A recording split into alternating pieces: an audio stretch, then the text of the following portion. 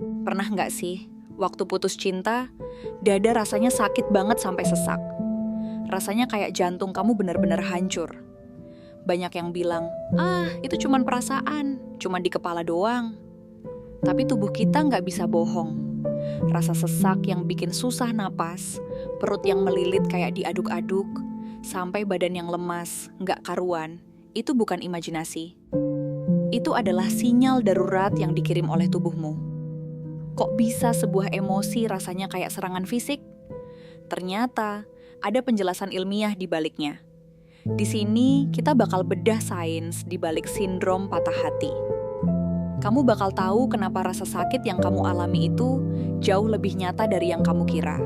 Dan gimana caranya pengetahuan ini bisa jadi langkah awal buat sembuh. Dada sesak, napas berat, dan nyeri fisik yang nyata waktu patah hati. Itu bukan drama. Itu sinyal bahaya dari tubuhmu. Mungkin kamu mikir, gimana bisa kesedihan bikin perut mual dan kepala pusing? Jawabannya ada di dalam sistem biologis kita yang super canggih. Dan ini adalah bukti bahwa patah hati itu benar-benar bikin sakit fisik. Pengalaman universal yang bikin ngenes. Jujur-jujuran deh, hampir semua dari kita pernah merasakan sakitnya patah hati. Ini pengalaman yang manusiawi banget. Dunia yang tadinya berwarna, tiba-tiba jadi hitam putih. Malam-malam jadi panjang karena nggak bisa tidur, kepala isinya cuma muter-muter kenangan, ngulang lagi setiap kata-kata terakhir. Kamu mungkin jadi nggak nafsu makan, makanan favorit pun rasanya hambar. Atau malah sebaliknya. Kamu jadi emotional eating, nyari pelarian dari rasa hampa. Badan rasanya capek banget kan? Bukan capek habis olahraga, tapi capek yang datang dari dalam. Mau bangun pagi aja rasanya berat banget. Konsentrasi pecah, kerjaan jadi nggak beres, bahkan buat sekadar kumpul sama teman rasanya butuh tenaga ekstra. Kamu jadi merasa sendirian, seolah nggak ada satu orang pun yang ngerti badai di dalam dirimu. Dan di antara semua itu ada gejala fisik yang paling bikin takut.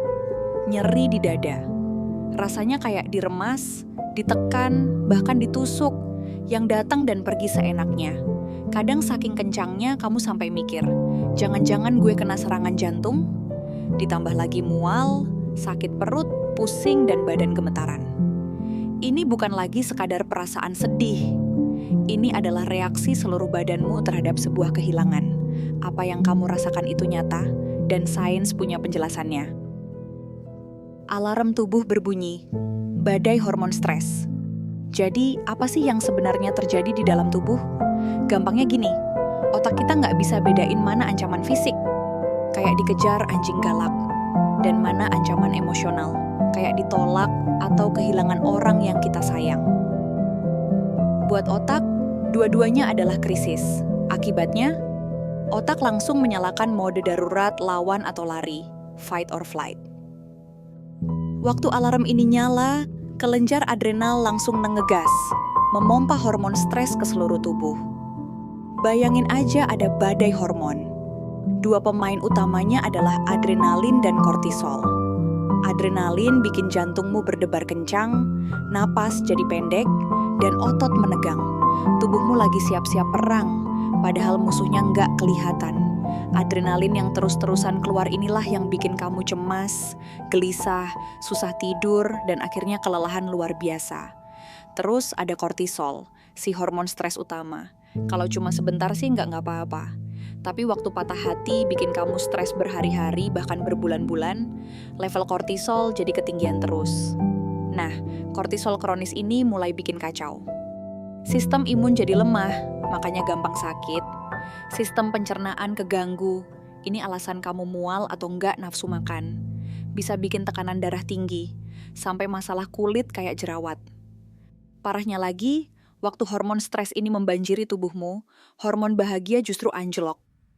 Produksi dopamin, hormon kesenangan, dan oksitosin, hormon cinta, turun drastis. Waktu jatuh cinta, otak kita dibanjiri dua hormon ini. Pas putus, kerannya seolah dimatiin paksa. Kombinasi badai hormon stres dan kekeringan hormon bahagia inilah yang jadi resep penderitaan fisik dan emosional. Inti masalah, broken heart syndrome, sindrom patah hati. Sekarang kita bahas gejala yang paling ngeri, nyeri dada yang mirip serangan jantung. Ini bukan cuma perasaan loh. Ini kondisi medis beneran yang namanya Takotsubo cardiomyopathy, atau lebih gampangnya broken heart syndrome. Takotsubo itu bahasa Jepang yang artinya perangkap gurita. Kenapa? Soalnya dalam kondisi ini, bilik kiri bawah jantung kita melemah sementara dan bentuknya jadi aneh, mirip pot yang dipakai nelayan Jepang buat nangkap gurita. Penyebabnya adalah lonjakan hormon stres ekstrem, terutama adrenalin, pas kita lagi stres berat karena emosi, misalnya ditinggal orang tersayang atau putus cinta yang menyakitkan. Banjir adrenalin ini seakan-akan melumpuhkan bagian bawah jantung, bikin dia nggak bisa memompa darah dengan benar. Sementara itu, bagian atas jantung malah kerja ekstra keras, yang akhirnya menyebabkan bentuk jantung jadi aneh. Gejalanya mirip banget sama serangan jantung. Nyeri dada tajam, sesak napas, pusing, keringat dingin. Makanya banyak orang yang ngalamin ini langsung dilarikan ke UGD. Tapi, bedanya gini. Serangan jantung biasa disebabkan arteri yang tersumbat. Sedangkan pada broken heart syndrome, nggak ada penyumbatan sama sekali. Kerusakannya murni karena stres. Nah, ini bagian pentingnya.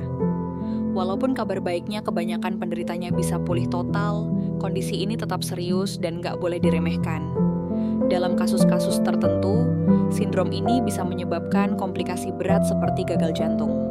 Ini jadi bukti medis kalau ungkapan mati karena patah hati itu bukan cuma kiasan puitis, tapi sebuah kemungkinan yang nyata. Otak yang ikut merasa sakit fisik. Selain jantung yang bisa patah, otak kita juga punya peran penting dalam mengubah sakit emosional jadi rasa sakit fisik. Ini bukan sulap, ini neurobiologi. Yang keren, para ilmuwan nemuin sesuatu yang luar biasa waktu mereka mengintip ke dalam otak orang pakai teknologi canggih bernama fMRI. Di otak kita ada bagian yang namanya anterior cingulate cortex, ACC. Anggap aja ini alarm rasa sakit di otak. Bagian ini bakal aktif kalau kita ngerasain sakit fisik, misalnya waktu jari kita keiris pisau. Nah, penelitian nunjukin bagian otak yang sama persis ternyata juga aktif, membara waktu kita merasa ditolak atau sakit hati. Dalam sebuah studi, para peserta yang baru aja putus diminta melihat foto mantan mereka sambil otaknya di-scan. Hasilnya, area otak yang menyala adalah area yang sama persis dengan area yang aktif saat merasakan sakit fisik. Otak kita memproses rasa sakit akibat penolakan sosial sama seperti memproses cedera fisik. Inilah alasan neurologis kenapa kita pakai kata sakit buat ngegambarin patah hati. Karena buat otak, rasa sakit itu sama nyatanya. Kemungkinan besar, ini ada hubungannya sama evolusi kita. Buat nenek moyang kita dulu, diusir dari kelompok itu sama dengan hukuman mati. Jadi, sistem saraf kita membajak sinyal sakit fisik buat ngasih tahu kita bahayanya perpisahan sosial. Jadi, kalau kamu merasa sakit fisik karena patah hati, itu adalah gema dari mekanisme pertahanan diri kuno yang udah tertanam di otakmu. Saatnya pulih secara fisik dan mental. Mengetahui kalau rasa sakitmu itu nyata dan ada dasar biologisnya adalah langkah pertama yang paling penting buat sembuh. Ini artinya perasaanmu valid, dan kamu berhak buat berduka secara fisik dan emosional.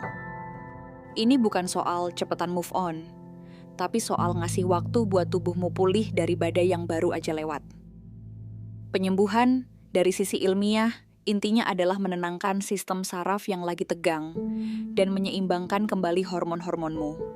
Kunci utamanya adalah mengelola stres, buat nurunin level kortisol dan adrenalin yang merusak itu. Coba deh, lakukan hal simple, kayak latihan pernapasan dalam dan perlahan. Ini bisa langsung mengaktifkan sistem istirahat dan cerna di tubuhmu. Kebalikannya dari mode lawan atau lari. Olahraga ringan, kayak jalan kaki santai atau yoga, juga ngebantu banget. Aktivitas fisik melepaskan endorfin, pereda nyeri alami dari tubuh sekaligus peningkat mood. Ini cara ampuh buat ngelawan anjloknya hormon bahagia. Jangan pernah remehkan kekuatan dukungan sosial. Ngobrol dan menghabiskan waktu bareng teman atau keluarga yang suportif bisa naikin lagi level oksitosin yang hilang. Merasa terhubung lagi dengan orang lain itu secara harfiah bisa menyembuhkan hatimu. Dan terakhir, kalau gejala fisik kayak nyeri dada atau perasaan depresi yang mendalam nggak kunjung hilang, jangan ragu buat cari bantuan profesional, baik ke dokter maupun psikolog. Kesimpulan, jadi jelas ya, patah hati itu benar-benar bisa bikin sakit fisik, dan sains sudah membuktikannya.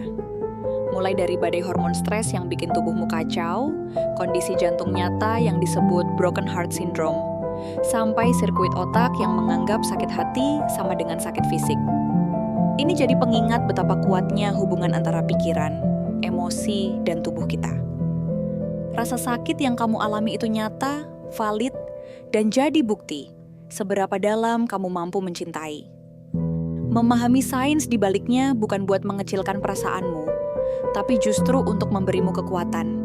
Kekuatan untuk tahu bahwa kamu nggak gila, kamu nggak lemah, dan tubuhmu hanya sedang berjuang untuk pulih. Kalau kamu pernah merasakan sakit fisik akibat patah hati, coba deh bagikan ceritamu di kolom komentar. Dengan berbagi, kita bisa saling mengingatkan kalau kita nggak sendirian dalam perjalanan ini. Terima kasih sudah menonton. Jangan lupa like, share, dan subscribe untuk konten sains populer lainnya. Sampai jumpa di video berikutnya.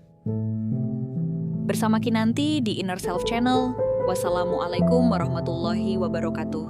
Salam tetap semangat.